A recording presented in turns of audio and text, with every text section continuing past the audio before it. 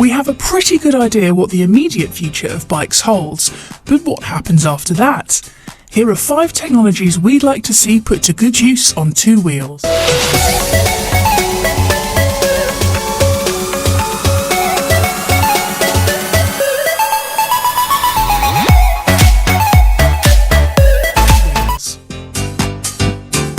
Regular carbon is old hat these days.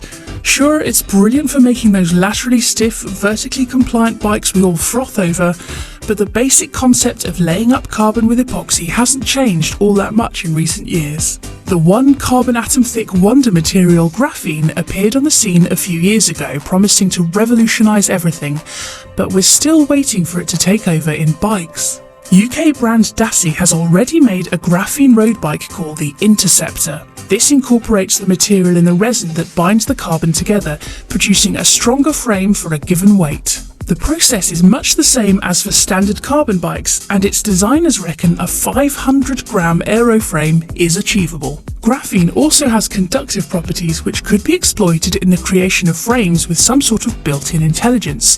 The possibilities are intriguing. Imagine if you never had to clean your bike ever again.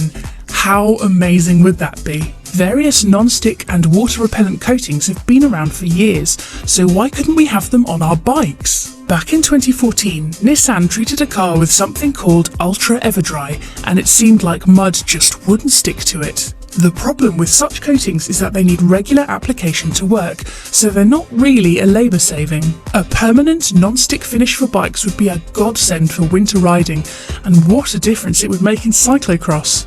Washing bikes in winter is an unpleasant task, and one that can actually damage your pride and joy if you do it wrong and blast water into your bearings. The bike of the future might just need a quick shake for all the mud to slide off.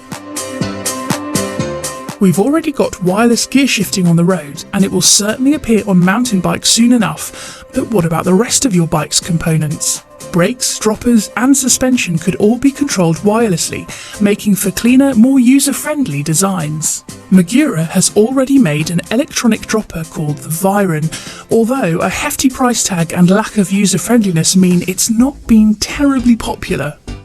Imagine if you never had to route another cable through a frame, and if swapping your dropper post between bikes were as simple as undoing a single bolt and yanking it out. More wireless kit would mean keeping extra batteries charged, but if it simplifies frame design, drops weight and makes maintenance easier, then we reckon the trade-off might well be worth it. Convincing riders to use wireless brakes might be a little tricky, however. Modern mountain bike suspension is pretty incredible, combining lightweight with truly impressive performance. At the moment, on-the-fly adjustments tend to be limited to climbing lockouts and the like, but what if you could precisely adjust damping as you rode? Fox's never quite available live valve promises to offer something along these lines, but what we'd really like to see is a true magnetorheological damping setup as found on certain supercars like the Audi R8. Magnetorheological systems use a damping fluid containing tiny magnetic particles whose behaviour can be controlled by electromagnets. By precise adjustment of a magnetic field, the viscosity of the fluid can be altered. In practice, this means you could radically adjust the feel of your suspension with the flick of a switch, or a computer could manage its behaviour for optimum performance. Like electronic gears, such a system would need to be powered, and that brings us to our final piece of tech. Piezoelectric materials generate a voltage when they are subject to mechanical stress, and this phenomenon can be exploited in some interesting ways.